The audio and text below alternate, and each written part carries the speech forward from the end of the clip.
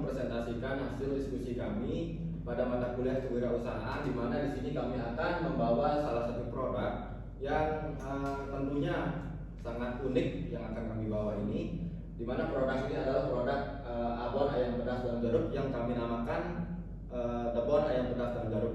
Sebelum lanjut ke pembahasan, izinkan kami memperkenalkan diri terlebih dahulu. Yang pertama, perkenalkan, saya Ahmad Surya Aditya sebagai moderator sekaligus sebagai pembicara terakhir pada presentasi kali ini. Saya Gina Alivia sebagai pembicara pertama. Saya Dita Alisa Fitri sebagai pembicara ketiga. Saya Emi Sulastri sebagai pembicara kedua.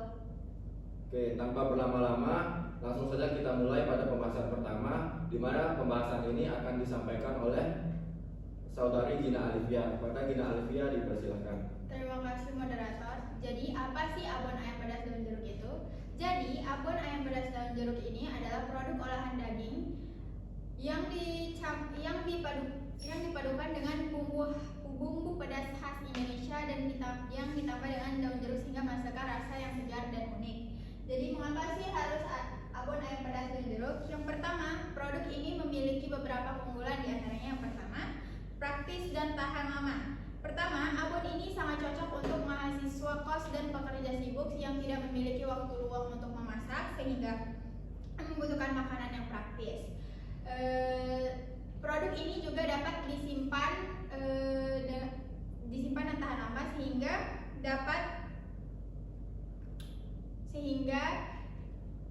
dapat menghemat budget teman-teman sekalian. Yang kedua, rasanya unik dan khas. Seperti yang kita ketahui, masyarakat Indonesia, khususnya masyarakat Lombok, sangat menggemari makanan pedas. Nah, dengan kombinasi rasa pedas dan daun jeruk ini, produk ini dapat menghasilkan produk yang enak dan juga sesuatu yang unik karena ini pertama kalinya ada abon yang menggunakan daun jeruk. Yang ketiga, bahan baku yang mudah didapat. Nah, keunggulan ketiga dari produk kami adalah bahan bakunya mudah didapat, seperti ayam, bumbu tradisional lainnya dan daun jeruk itu bisa kita dapatkan di pasar tradisional sehingga produksinya lebih efisien dan tidak bergantung pada peimportan bahan baku ya teman-teman. Yang keempat adalah peluang pasar yang luas. Nah, abon ini itu memiliki potensial pasar yang luas karena abon ini dapat dikonsumsi dengan nasi, roti atau sebagainya itu ya. Artinya produk ini dapat diterima dengan baik oleh masyarakat luas. Yang terakhir ada alternatif sehat. Dibandingkan dengan makanan instan seperti mie dan lain-lain, produk ini tidak menggunakan MSG atau bahan pengawet lainnya sehingga produk ini dapat disimpan dalam jangka waktu yang lama tanpa mengurangi kualitas dan rasa dari produk kami. Selanjutnya, nah, pertama di sini ada permasalahan ya. Pertama-tama kami melihat banyak mahasiswa maupun pekerja kantor yang sibuk sehingga tidak dapat memasak dan akibatnya mereka sering mengonsumsi makanan instan seperti mie, terus melihat seperti mie, ayam geprek dan lain sebagainya itu ya. Seperti yang kita tahu, nah terus biaya makan di luar itu juga sangat mahal. Jadi mereka ini nggak punya waktu buat masak gitu kan. Nah kalau menggojek makanan dari luar itu kan mahal ya teman-teman ya. Terus dia juga ongkirnya juga lumayan mahal. Jadi itu tuh bisa menyebabkan itu pemborosan. Jadi melihat dari permasalahan ini, kami menghadirkan abon ayam pedas daun jeruk sebagai solusi dari semua masalah yang teman-teman alami. Karena produk ini dapat disimpan dan tahan lama tanpa bahan pengawet, lebih sehat dan tentu saja lezat. Lanjutnya. Nah, apa sih inovasi yang ada di abon ayam pedas daun jeruk ini? Seperti yang kita ketahui, abon yang biasa kita makan itu rasanya standar dan rasa manis dan ya rasanya gitu-gitu aja. Nah, sedangkan kami ini memiliki cita rasa yang baru di mana kami menghadirkan rasa pedas dan ada tambahan daun jeruk. Ini membuat produk kami unik dan pastinya tentu saja lezat ya teman-teman. Dan pemanfaatan aroma daun jeruk ini bisa menggugah selera makan teman-teman sekalian. Ya, sepertinya hanya itu yang dapat saya sampaikan. Saya kembalikan ke moderator. Ya, terima kasih atas penjelasan dan pemaparan yang cukup bagus dari Dina Alivia. Kemudian kita lanjut ke poin selanjutnya yang akan disampaikan oleh saudari Dendi Sulastri. Kepadanya dipersilakan. Baik, terima kasih moderator. Jadi selanjutnya saya akan membahas target pasar kami. Produk kami ini ditargetkan untuk orang yang sibuk, yang jarang ada waktu untuk memasak, tapi pengen makan makanan yang lezat gitu. Jadi target pasar utama kami adalah mahasiswa, pekerja kantor. Kami juga menyasar pecinta pedas, lalu wisatawan yang kesini itu juga menjadi sasaran target pasar kami.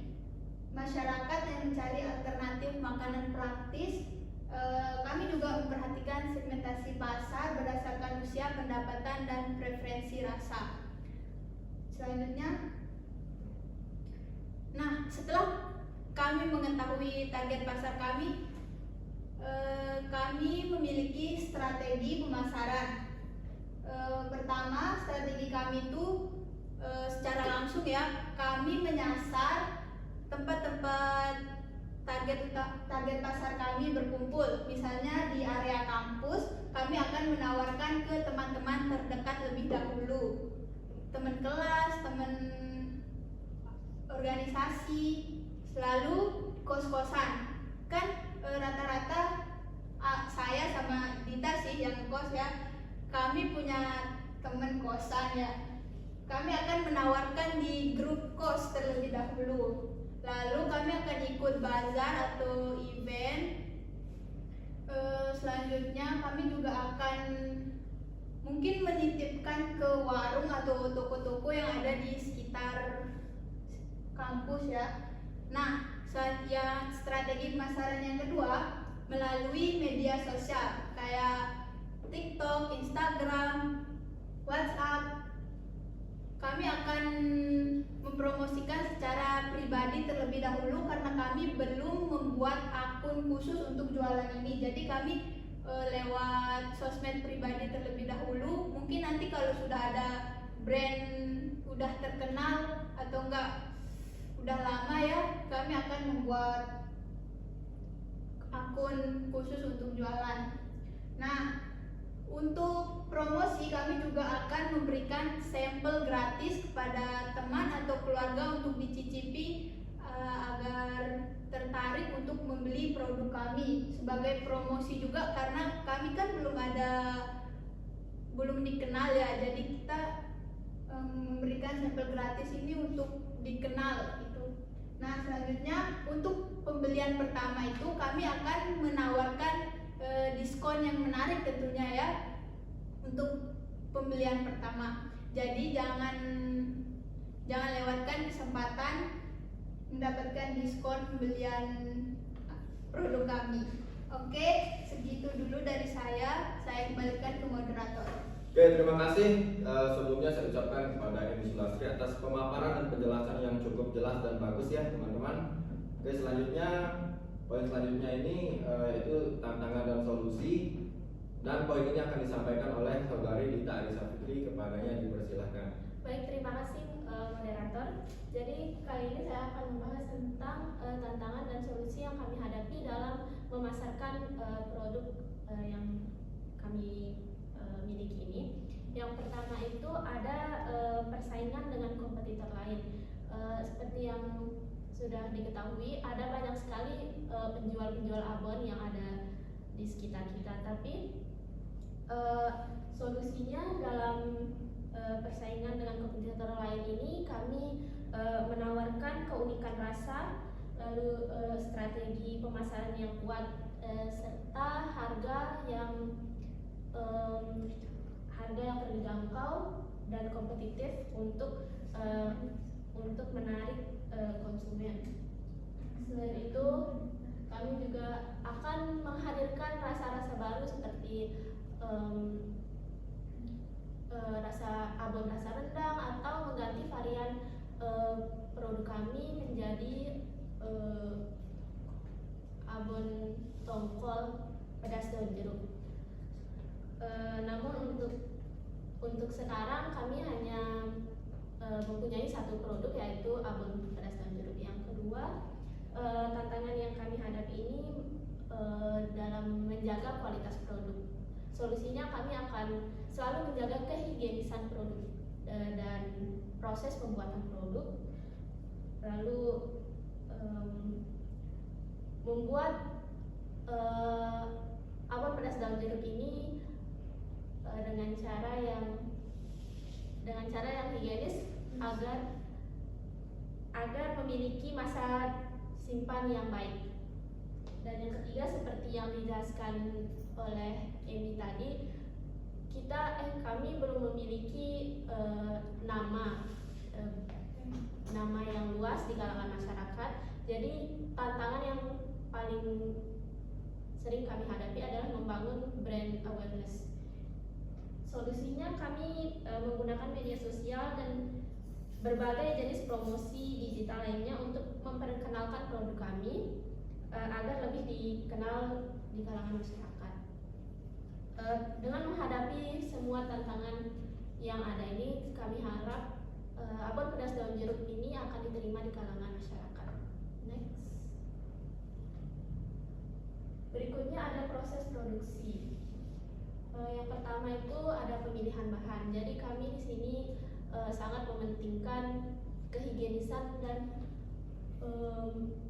menggunakan produk-produk yang berkualitas seperti ayam, lalu cabai dan bumbu-bumbu yang digunakan untuk membuat abon ini, serta daun jeruk. Itu kami utamakan dari pedagang-pedagang lokal yang ada di pasar tradisional. Lalu proses kedua ada perebusan dan penyuiran. Setelah kami memilih bahan-bahan yang berkualitas, yang kami lakukan adalah merebus dan menyuir ayam yang akan dijadikan abon itu. Lalu yang ketiga ada penumisan. Bahan-bahan yang ditumis ini kayak seperti cabai, bumbu-bumbu yang digunakan untuk abon ini. Lalu yang terakhir ada pengeringan dan pengemasan. Ini adalah bagian yang paling penting dalam produksi abon ini, karena ini menentukan kualitas produk abon kami untuk menjaga daya simpan. Soalnya karena produk kami ini tidak menggunakan bahan pengawet atau MSG, jadi pengeringan dan pengemasan itu sangat penting agar menjaga kualitas ketahanan produk. Sekian dari saya kembalikan ke moderator. Oke, terima kasih. Saya ucapkan sebelumnya kepada Dita Arisa Fikri atas penjelasan dan pemaparannya yang cukup bagus sekali ya, teman-teman. Kemudian kita beralih ke poin selanjutnya, yaitu analisis ekonomi yang akan dijelaskan oleh saya sendiri. Oke, kita kembali ke pembahasan. Tentunya sebelum kami merencanakan produk ini, apa yang telah kami diskusikan dari jauh-jauh hari, tentunya kami juga mengadakan analisis ekonomi terkait produk yang akan kami buat dan pasarkan. Yang pertama itu adalah harga jual per kemasan seperti yang dipaparkan di sini itu 50 gram itu kami mematok harga pada 15.000. Kemudian di 100 gram itu kami mematok harga seharga 28.000. Kemudian di 250 gram kami mematok harga sebesar 65.000. Nah, hal ini pertimbangan dari kami mengapa kami mematok harga sebesar ini adalah yang pertama itu harga bahan baku utama yang seperti ayam, cabai, daun jeruk dan rempah-rempah lokal yang cukup terjangkau dan mudah didapat seperti yang sudah dijelaskan oleh rekan-rekan saya di samping. Bahan-bahan yang kami gunakan ini mudah didapatkan dan bisa kita dapatkan di pasar tradisional.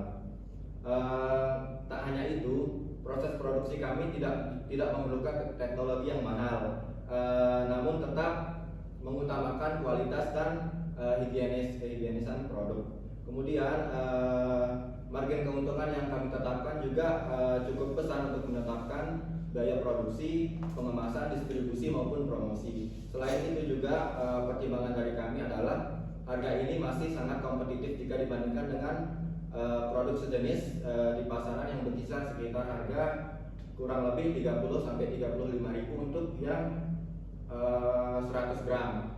Itulah kenapa kami menentukan harga jual perkemasan kami seperti ini dengan pertimbangan dan analisis yang telah kami lakukan sebelumnya. Selanjutnya adalah target penjualan. Di sini kami menentukan target penjualan 30 pieces untuk awal produksi. Dengan pertimbangan tentunya sebagai bisnis awal kami ingin memulai dengan skala kecil namun tetap bisa kami ukur agar bisa memantau respon pasar.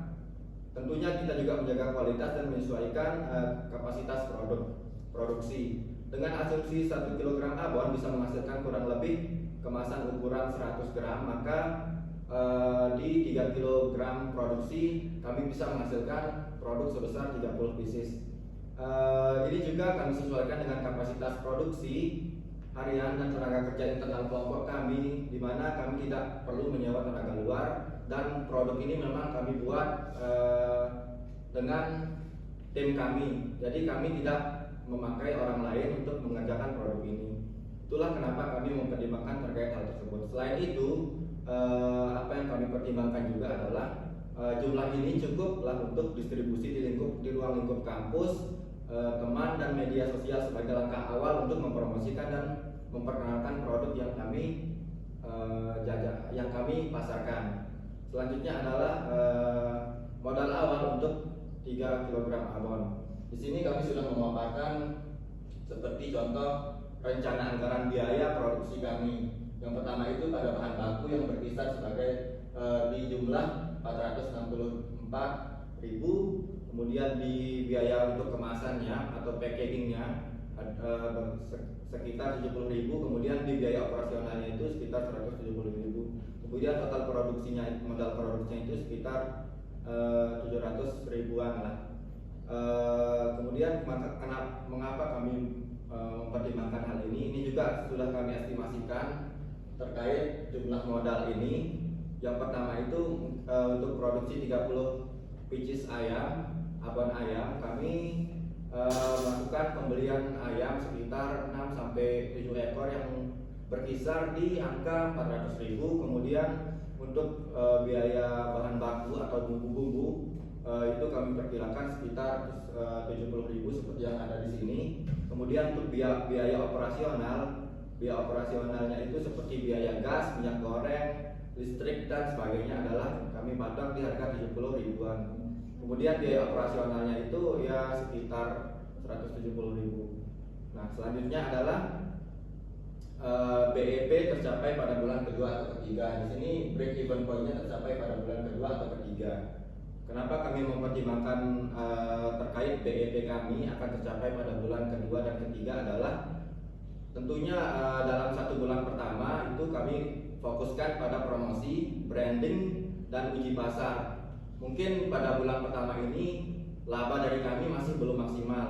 Kemudian pada bulan kedua dan ketiga, jika penjualan kami stabil di atas 30 sampai 50 pieces per bulan dengan keuntungan rata-rata di sekitar 6.000 sampai 10.000 per pieces, maka omset per bulan kami bisa kami dapatkan kurang lebih sekitar 1.600.000.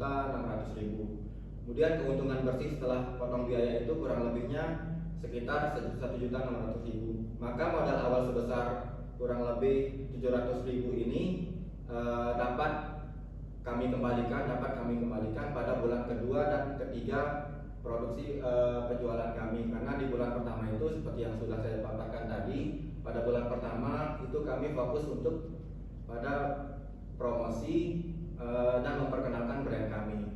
Di situ juga perlu kita try and error juga untuk melakukan promosi. Jadi demi memperkenalkan produk kami ke masyarakat luas. Jadi itulah kenapa kami mempertimbangkan untuk break even point atau BEP kami bisa tercapai pada bulan kedua dan ketiga, karena kami di bulan pertama cuma fokus pada promosi. Dan selanjutnya adalah kesimpulan.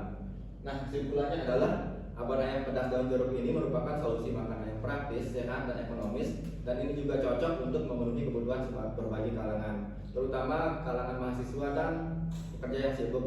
Dengan target pasar yang luas serta potensi keuntungan yang menjanjikan, produk ini dapat berkembang dengan strategi pemasaran yang tepat. Selain itu, bisnis ini juga memiliki peluang besar untuk tumbuh secara berkelanjutan dan menjadi usaha yang menguntungkan di masa depan, selama kami konsisten menjalankan bisnis ini.